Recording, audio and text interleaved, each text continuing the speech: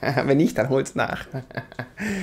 Da habe ich nämlich schon erzählt, dass ich nämlich meine komplette Erstausstattung bei Airbrush4U damals bestellt habe. Mein Kompressor, meine zwei Guns, also mein ganzes Equipment habe ich daher. Und es hat damals auch schon alles super funktioniert. Und umso schöner finde ich es jetzt, dass wir wieder zueinander gefunden haben.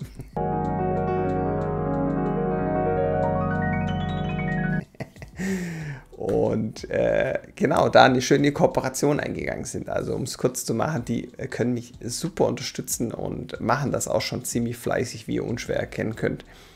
Und ich finde das richtig geil, es macht mir richtig viel Spaß. Dadurch habe ich viel mehr Möglichkeiten, euch da draußen auch mal andere Sachen zu zeigen, auch mal eine andere Guns etc.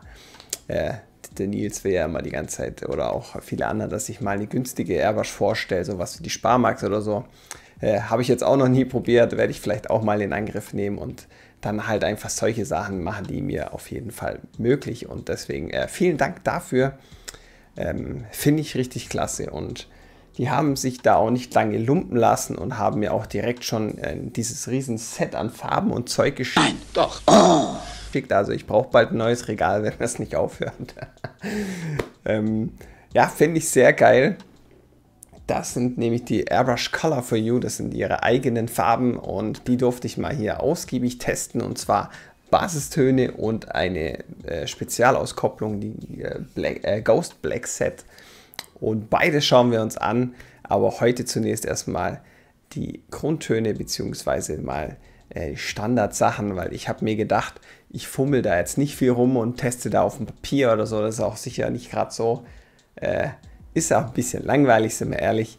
Ich habe mir gedacht, ich baller da gleich mal so ein Bild da hinten raus und habe da die Marilyn mal kurz draus geballert.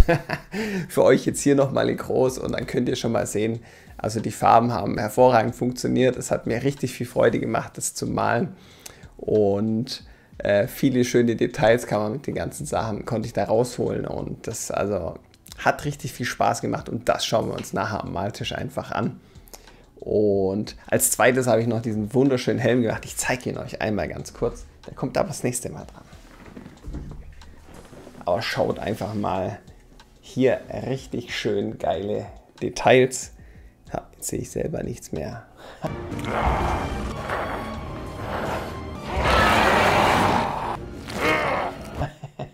Hier einfach ein richtig geiler Helm. Richtig schön die Einschusslöcher, also auch wirklich, wirklich geil geworden. Hat mir auch richtig viel Spaß gemacht. Aber den schauen wir uns nächstes Mal noch an, weil da benutze ich vermehrt auch die Ghost Black Sets und dann kann ich da noch mal ein bisschen detailreicher drauf eingehen. Genau. So. Das erstmal dazu. Genau. Jetzt kommen wir einfach mal kurz zu der Farbe selber. Dann zeige ich euch einfach mal kurz ein bisschen was darüber. Genau, wie die aufgebaut sind. Sind wasserbasierte Acrylfarben, wie man es heutzutage schon gut kennt. Also keine extrem chemischen Keule oder eben irgendwelche Lösemittelfarben, sondern wasserbasierte Farben. Die sind sehr langlebig und lichtecht. Lichtecht finde ich immer nicht schlecht, weil das heißt, dass im Endeffekt die relativ stark und relativ lange UV-beständig sind, bis die Pigmente dann einfach mal irgendwann kaputt gehen. Das ist halt zwangsläufig bei jeder Farbe so. Aber bei so einem lichtechten haben die in der Regel eigentlich einen erhöhten UV-Schutz, was ich schon mal sehr, sehr gut finde. Und dann kommt das erste, die sind spritzfertig eingestellt bis zu einer Düsengröße von 0,15. Und es ist immer so eine Sache, spritzfertig eingestellt, steht eigentlich bei jedem Hersteller mal drauf, auch bei der Schminke und bei den anderen Farben, die ich schon hatte. Und das hat bis jetzt noch nie hingehauen. Ich habe immer sofort verdünnen müssen, weil die mir immer zu dick sind. Von der Viskosität her einfach nicht gepasst haben. Und hier kann ich das erste Mal wirklich sagen, dass ich das nur wirklich im Detailbereich gemacht habe, den nochmal kurz nachverdünnt. Und ansonsten habe ich die das erste Mal tatsächlich komplett so nehmen können, wie sie aus der Flasche kam. Und das war für mich endlich mal ein Segen. Yeah, baby, yeah! Dass es auch wirklich funktioniert, weil die schon sehr schön also für mich sind sie perfekt eingestellt, um ehrlich zu sein, weil ich lieber mit einer leicht verdünnteren oder gängigeren Farbe arbeite, und hier sind sie perfekt eingestellt, also für mich einfach wunderbar, ist mir positiv aufgefallen. Und genau, lassen sich super radieren, lassen sich super kratzen. Ich habe beides bei der Marilyn ausprobiert. Ich bin kein Freund so vom Kratzen und Radieren, Kann jeder machen, wie er will. Ich benutze das eher nicht so oft. Ich habe es jetzt hier, das Kratzen beim Helm, jetzt öfters probiert, weil ich auch wissen wollte, wie stark da die Haftfähigkeit ist auf Metall etc. Also da habe ich jetzt mehr Sachen ausprobiert, aber eigentlich bin ich ja eher jemand, der gerne Freihand schafft, und ich hoffe oder ich denke, das ist doch das Ziel am Ende des Tages eines Airbrushers, irgendwann mal so gut wie möglich Freihand arbeiten zu können. Zumindest bei mir und meinen Dave-Jüngern ist das so. Der liebe Chaos-Nips und der Hardy sind da schon richtig gut. Die zeigen mir, dass es wirklich gut funktioniert, vor allem wenn die fleißig meine Tutorials machen, da viel mitnehmen können. Finde ich voll geil. Aber das trifft man schon wieder ab. Lassen sich gut radieren und kratzen. Und haben eine Haftfähigkeit auf Metall, Kunststoff, Stoff und Leder und natürlich Vinyl und alle anderen Sachen. Und das finde ich schon ziemlich krass, weil viele andere Hersteller brauchen da ja noch Zusatzmittel, damit die so einen Haftvermittler kriegen, auch gerade bei Stoff und Leder. Aber die funktioniert bei denen hier ohne.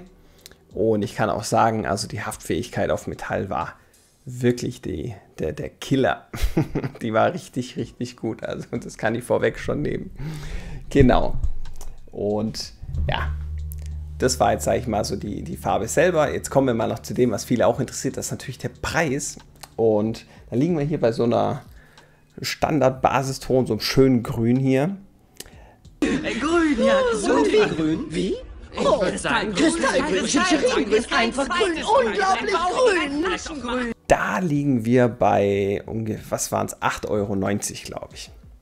Kann man sich sagen, ja, ist ja im Schnitt ähnlich wie bei anderen Herstellern. Wenn wir uns jetzt mal die Schminkefarbe angucken, da habe ich extra geguckt jetzt noch, habe ich meine Hausaufgaben gemacht, ja. Da liegen wir zwischen 7 und 8 Euro, waren wir da immer. Also lasst bei 7,40 Euro, 7,50 Euro, ja, lasst bei 7,40 Euro sein. Dann kann man sagen, ja, dann sind die 1 Euro teurer, ja. Aber was man nicht vergessen darf, und das habe ich euch noch gar nicht erzählt mit Absicht, damit ich es jetzt machen kann, die haben 50 Milliliter. Und wenn wir jetzt das mit der Schminke vergleichen, die haben nur 28. Also da ist quasi einfach mal das Doppelte drin für denselben Preis. Und da finde ich, preis-leistungstechnisch kann man wirklich gar nicht meckern. Da kriegt man ziemlich viel geboten für sein Geld und finde ich schon richtig, richtig klasse. Wenn wir jetzt hier das Basisset mal sehen, das ist jetzt 10+2, das heißt die ganzen Töne schwarz-weiß und dann der Verdünner, der spezielle eben, gerade für so Detailarbeit ist der ganz gut, da kann man die Farbe noch mal ein bisschen verdünnen.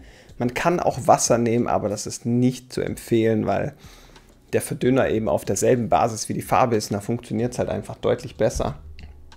Und wir haben natürlich noch den Stretcher dabei. Und der Stretcher, da werden sich die Leute fragen, was ist das?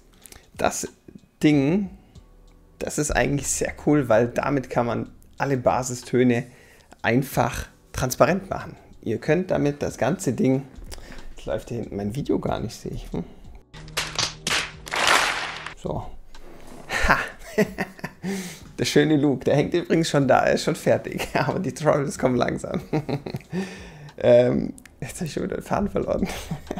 Der Stretcher macht die Basistöne transparent, was ich sehr, sehr cool finde. Damit kann man einfach Basistöne transparent machen und dann habt ihr quasi nicht nur ein Basisset mit schwarz-weiß und Tönen, sondern habt gleichzeitig auch noch transparente Töne dabei. Also das ist natürlich auch nochmal ein fetter Pluspunkt für so ein komplettes Set. Bei dem Set hier sind wir jetzt, glaube ich, so bei 80 Euro rum. Ist ja klar, bei 8 Euro. 9 Euro die Farbe, 8,90 Euro die Farbe, dann ist das ja klar. Und das Set gibt es jetzt auch noch mit 5+2, da ist es dann, glaube ich, bei so 40 Euro. Also da macht sie nichts verkehrt. Finde ich ein gutes Preis-Leistungs-Verhältnis für das, was die Farbe einem bietet.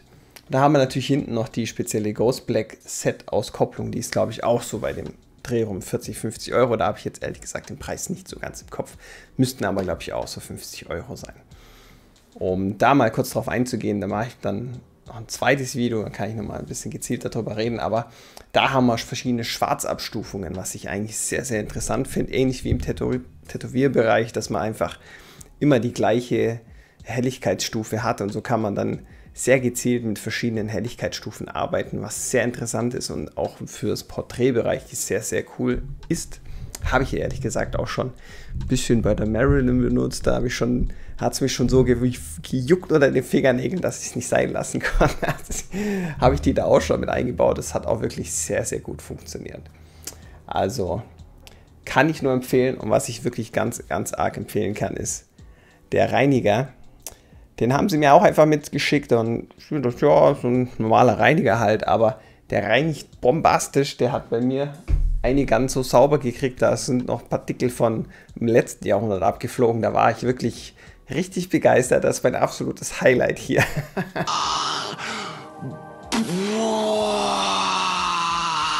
Ohne die Farben dadurch schlechter aussehen zu lassen. Aber ich finde ihn richtig gut. Er hat mir richtig viel Freude gemacht. Genau. Dann haben wir nämlich jetzt mal den Opener. Wir haben jetzt mal den Preis, wie die Farben angesprochen. Genau. 2 Kritikpunkte habe ich. Einen eher subjektiven, also die 2 Kritikpunkte sind kleine Kritikpunkte. Einer davon subjektiv, der andere nicht. Aber das sage ich euch am Ende des Videos. Da kommt dann noch mein Fazit. Dann gehe ich auch noch auf die 2 Kritikpunkte ein. Und dann würde ich jetzt sagen, habe ich wieder sehr viel gelabert. Und ich hoffe, ihr seid noch da. Und dann würde ich sagen, flitzen wir jetzt ab zum Maltisch, dann schauen wir uns die Marilyn an im Zeitraffer. Ich quatsche noch ein bisschen nebenher und dann schauen wir uns eben an, da machen wir jetzt eben die Basistöne, schwarz-weiß, da habe ich auch ein paar Ghosts mit reingenommen. Und wir machen natürlich die Farbe transparent und haben die hier gleich ausprobiert. So haben wir da mal einfach das ganze Ding abgedeckt. Und genau, dann schauen wir uns das einfach mal an und ab zum Maltisch. So, da sind wir schon schön am Maltisch. Wir haben da hier einmal schön die Leinwand schwarz vorgrundiert mit der Schminkefarbe. Ich wollte es eigentlich nur langsamer machen, aber jetzt ist schon im Zeitraffer mit drin. Dann lassen wir das, das passt schon. Wir arbeiten jetzt hier eigentlich mit der Schwarz und eben der Weiß. Nur ein kleines bisschen verdünnt dann hier und dort und dann einfach mal zu schauen, wie ist die Deckkraft, wie lässt sie sich verarbeiten. Aber das habe ich ja schon im Intro hier schon eigentlich gesagt, dass ich sie eigentlich sehr, sehr gut finde. Und ja, ich nehme hier tatsächlich mal eine Schablone. Ich bin ja eigentlich ein absoluter Freihand-Fuzzi und mache eigentlich nicht so viel mit Schablonenarbeit. Aber hier, die Schablone hatte ich schon seit Ionen von Ewigkeiten. Die habe ich mir mal ganz, ganz am Anfang geholt. Das ist schon sehr, sehr lange her. Und ich habe die, glaube ich, bis jetzt 2-mal benutzt oder so. Und da habe ich mir gedacht, komm, jetzt nehme ich die einfach, da kann ich mich besser auf die Farben nachher konzentrieren und spare mir ein bisschen hier das Vorgezeichne von Hand. Und habe das eben gemacht. Und jetzt nehme ich hier eben einmal kurz die ganzen Schwarzsachen, damit ich einmal quasi wie alles vorskizziert habe. Und dann arbeiten wir natürlich schön freihand das Ganze weiter aus. Und wie gesagt, ich finde die Farben echt, was so Detailarbeit angeht, richtig, richtig gut. Die haben eine richtig geile Viskosität. Das hätte ich jetzt nicht gedacht, dass die vorab schon eigentlich so geil eingestellt sind. Also wie gesagt, hier nehme ich jetzt noch mal ein bisschen die Schablone nur für die ganz leichten Nebel. Gerade die Haare mache ich jetzt, weil links war ja noch mal gerade vorhin ein kleiner Fehler drin. Deswegen nehmen wir da mal kurz die Schablone zur Hand noch. Und dann gehen wir auch in die Horizontale und machen endlich Freihandarbeit.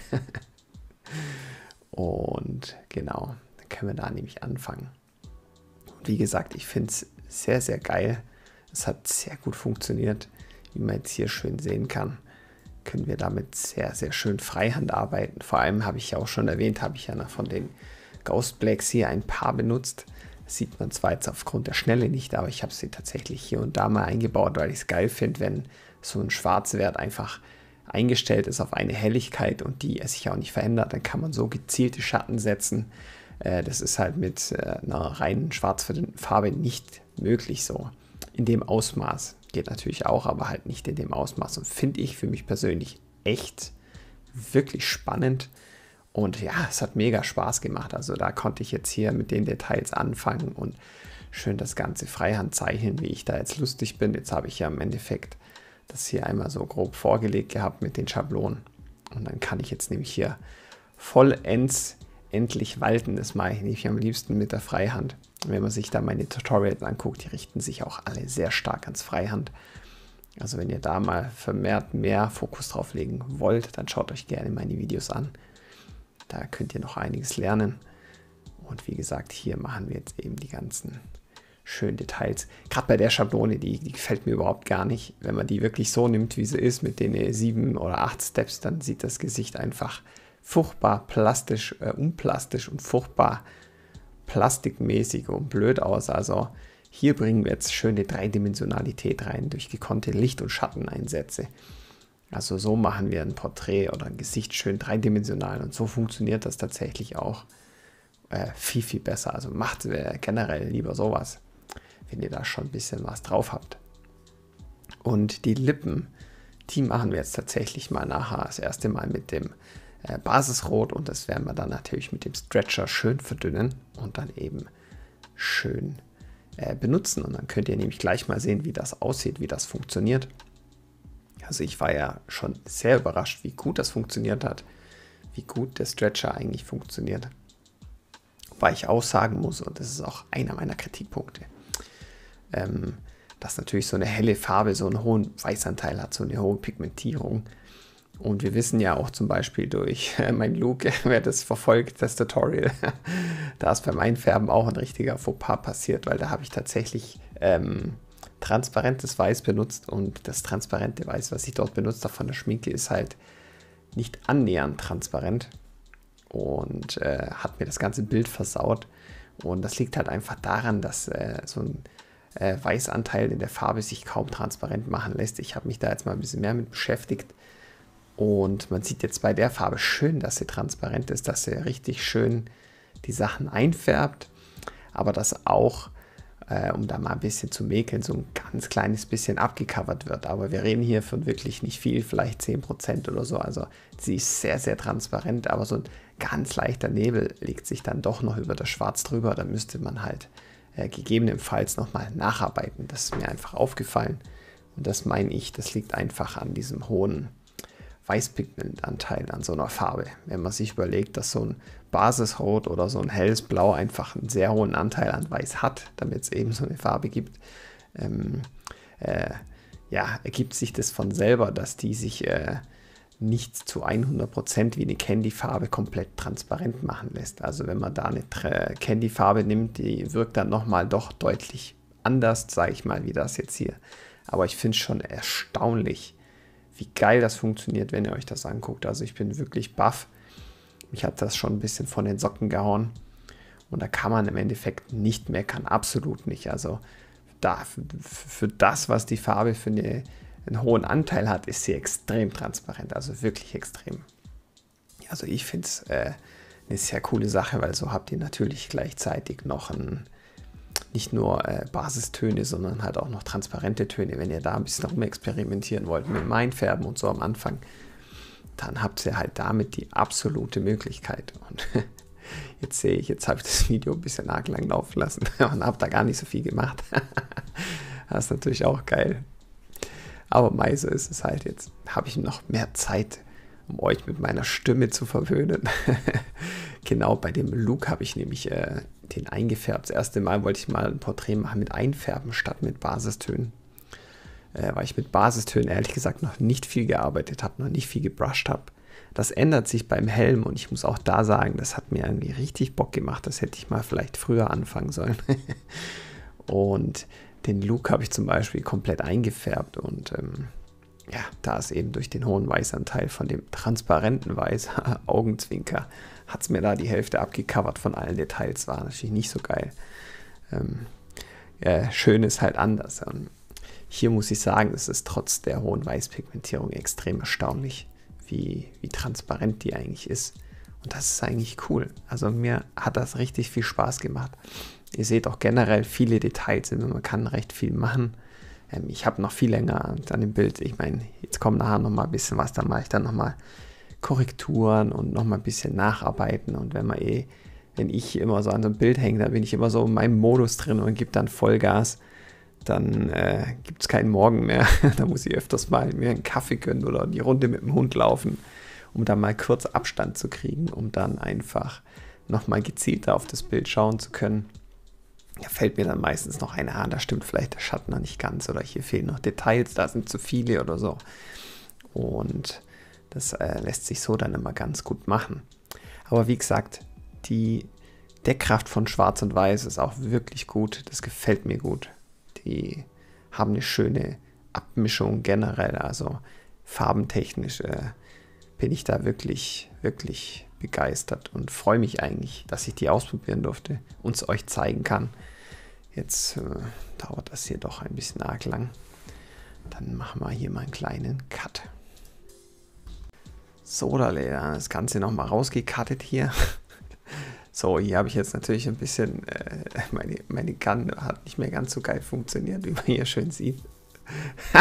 Einfach mal schön so ein paar Flätchen hingeballert, so wie es halt sein muss, richtig profimäßig. Einfach mal schnell den Stift ausgepackt. So korrigiert man schnell mal Pfusch. Nein, aber ihr seht, es sieht richtig klasse aus. Wir werden unten noch den Cadillac machen, da nehmen wir natürlich auch die Farben. Das wollte ich da einfach auch nochmal mehr ausprobieren. Da nehmen wir die ganze Schablone durch. Die gehört zu dem Set dazu. Die habe ich aber, wie gesagt, ich habe einen Kumpel, der das Bild unbedingt haben wollte. Und dadurch, dass ich das jetzt noch nie so oft gemacht habe, habe ich gedacht, komm, mache ich es halt einfach hier. Kann ich mich schön auf die Farben konzentrieren und schön das nebenher machen. Und auch hier habe ich tatsächlich nachher die Ghost Blacks benutzt für das leichte Einfärben nachher für den Innenraum und so, damit ich da einfach nochmal gezieltere Abstufung hinbekomme. Das hat sich auch da wieder angeboten und war deswegen eigentlich ganz cool. Und genau, das kommt jetzt. Da habe ich mir das Ghost Black geschnappt und habe einfach mal hinten kurz das eingenebelt und vorne, damit das Chrom besser zur Geltung kommt. Und da seht ihr mal, wie geil die Farbe eigentlich, oder ihr seht es auch nicht, aber vorne noch, wie die Intensität einfach gleich bleibt, egal wie oft du drüber gehst. Und das ist halt wirklich ja auch nochmal zum Einfärben eigentlich mega cool. Und jetzt nehmen wir uns nochmal das Blau und haben das transparent gemacht und machen da noch ein bisschen das Chrom, so ein bisschen bläulich. Und ihr seht auch da, das funktioniert echt erstaunlich gut. Und da habe ich noch was vergessen, natürlich, die Fenster. Und dann machen wir jetzt hier nämlich schön das Rot und dann können wir nämlich da nochmal die Farben nochmal ausprobieren. Vor allem auf Schwarz ist das immer ganz interessant zu sehen, wie die Decken funktionieren, wie die so abgehen. Und ich muss sagen, auf Schwarz haben die auch bombastisch gut abgeliefert. Also ist auch nochmal ein richtiger Pluspunkt, das darf man auch nicht vergessen. Und dann, wie gesagt, ist das eigentlich alles gar kein Problem. Und dann sind wir nämlich da eigentlich recht schnell beisammen und dann ist das auch recht durch. Jetzt hier nochmal schön die Seiten abcovern. Und dann passt das nämlich. So, jetzt musste ich mal hier kurz meine Tochter wieder raushauen. Die kam gerade frisch vom Kindi. Hat mich hier überfallen. So, jetzt habe ich noch mal ein bisschen die Karre nachgefärbt, damit sie auch ein bisschen dunkler wird und noch mal ein bisschen mehr Spiegelung reingebracht von Hand, damit das nicht ganz so nach Schablone aussieht. Und einfach generell jetzt hier noch mal ein paar schöne Nacharbeitungen, ein paar schöne Details reingebracht und alles. Und da haben wir dann nämlich schon das fertige Endprodukt. Da kommt jetzt natürlich noch Firnis drauf, dann sieht das nochmal deutlich besser aus, kommt die Farbenkontraste besser zur Geltung und würde ich euch auch immer noch empfehlen, macht das unbedingt, das ist immer gut. Und ja, also null Probleme gehabt, wirklich zufrieden. Gerade die Ghost Blacks finde ich ganz cool. Die haben, ich glaube, mit denen kann ich mehr anfangen, als ich mir noch vorstellen kann. Und die gefallen mir halt auch schon richtig gut. Und wie gesagt, also hat richtig viel Spaß gemacht. Ich hoffe, euch auch. Und dann würde ich mal sagen, gehen wir mal ab zum Fazit. Jetzt haben wir uns das ganze Video angeguckt. Ich habe euch jetzt noch ein bisschen was zu dem Ganzen erzählt, was wir da gemacht haben. Und ich muss wirklich sagen, ich bin wirklich sehr begeistert von den Farben. Sie funktionieren wirklich gut. Kommen wir aber noch zu den zwei kleinen Kritikpunkten, die ich habe. Und zwar die subjektive Kritik. Ich finde, was mir aufgefallen ist mit der Zeit, dass die Farbe so einen gewissen Eigengeruch hat. Also meine Frau hat es ganz charmant beschrieben, hat gesagt, das riecht so ein bisschen nach Fingerfarben. Also so ein bisschen acrylig einfach. Ist jetzt eher ein subjektiver Kritikpunkt. Da kann die Farbe primär, glaube ich, nicht so was dafür oder ändert nichts an der Qualität. Aber ist mir aufgefallen, bin ich jetzt nicht so der Freund von. Ich habe es dann eher, das wäre dann früher, wenn es einfach nur neutral riecht, aber das ist mir halt einfach direkt aufgefallen. Das wollte ich auf jeden Fall noch sagen. Und was wir gesehen haben, dass der Stretcher ja wirklich gut funktioniert, aber dass er natürlich trotzdem so eine gewisse leichte Deckkraft am Ende immer noch hat. Und das ist bei den Basistönen, da kann man das auch der Farbe gar nicht so ankreiden, wenn man sich überlegt, dass so ein Basiston einfach eine extrem hohe Weißpigmentierung hat. Und wir wissen ja, dass bei Weißpigmentierung das sich kaum transparent machen lässt. Eine weiße Farbe lässt sich auch nicht hundertprozentig transparent machen. Das wird nie funktionieren, weil die einfach so stark pigmentiert sind. Und das merkt man dann halt auch, wenn man so eine Farbe natürlich mit dem Stretcher verdünnt, da kann man, glaube ich, irgendwann so viel reinmachen, wie man will, aber man wird, ich glaube, bis zu einem gewissen Grad das einfach nicht hinkriegen, dass es trotzdem so einen leichten Nebel drauflegt und so ein bisschen abcovert. Aber ich glaube, wir reden hier dann von einer Transparenz zwischen 85 und 90%. Das sind dann eben nur diese 10%, die dann halt noch da sind. Ja, ist mir halt aufgefallen, will ich jetzt hier euch nichts vorenthalten oder so oder nicht ansprechen, absolut nicht. Finde ich halt, merkt man bei so hellen Tönen auf jeden Fall. Ich denke mal, die haben ja auch noch Candy-Töne und anderes Zeug von sich selber, da ist das sicher nicht mehr der Fall. Und habe ich noch nicht ausprobiert, aber werde ich mir auf jeden Fall auch noch zu Gemüte führen und mir die da mal genauer anstellen. Aber ich finde es schon extrem erstaunlich, wie gut das funktioniert, um da jetzt nochmal drauf zurückzukommen. Ich kannte das jetzt vorher nicht und war jetzt da recht skeptisch, dass es eigentlich gar nicht funktioniert oder nicht gut, und ich wurde eines Besseren belehrt und muss sagen, dass das dann im Endeffekt ein wirklich guter Deal ist. Also da könnt ihr nichts falsch machen und habt da eigentlich ein super Angebot, ein super Preis-Leistungs-Verhältnis, vor allem was die Menge angeht. Also ihr werdet damit sehr, sehr lange sehr gut zurechtkommen, wenn ich bedenke, wie lange ich schon mit so einer 28 Milliliter Flasche ausgekommen bin. Und wenn ich jetzt überlege, ich habe da 50, also das wird schon richtig euch lange sehr, sehr viel Freude machen. Und deswegen macht sie da nichts falsch. Probiert sie gerne aus. Ansonsten besorgt euch halt mal schwarz-weiß und testet dann einfach mal. Und ich muss ja herumfummeln während am Tisch, weil hier gerade der halbe Standfuß gleich runterkracht und dann wieder das ganze Mikrofon am Boden fliegt hier. Das ganze Geraffel. Also, sehr, sehr cool. Nächstes Mal machen wir noch, ich mache jetzt noch mal ein Video, jetzt war ja hier schon, da kann ich einfach nachher noch besser drauf eingehen. Eben mit dem Helm, mit dem Zombie Captain America auf dem geilen Stahlhelm. Und dann schauen wir uns das Ganze auch nochmal an. Das wird sicher auch nochmal ein Fest, ich kann es euch nur sagen. Und dann vielen Dank fürs Zuschauen. Schaut gerne in meine Mediathek. Ich habe ja einen Haufen Videos. 90 Stück mittlerweile. Ich glaube über 90 Stück mittlerweile. Davon die Hälfte Zeitraffer, die andere Hälfte Tutorials, Reviews und ganzen anderen Käse. Also schaut da gerne mal rein. Und wenn ihr noch das starke Bedürfnis habt, mich zu unterstützen, sei es in meinem Merchant-Shop oder in den anderen Sachen, dann schaut einfach mal in die Infobox, da sind eigentlich alle relevanten und wichtigen Sachen drin. Da kommt ihr auch zu meinem Discord-Server, um das auch nochmal kurz zu erwähnen. Da sind schon ein paar Airbrusher unterwegs, mit denen ich mich immer gerne unterhalte. Vor allem am Samstag bin ich immer von 19 bis 20 Uhr dort online. Da könnt ihr gerne mal reinschauen. Da hänge ich dann immer ab und dann haben wir immer ganz nette, lustige Abende. Da darf natürlich das eine oder andere Bier noch nicht fehlen, das ist ja klar.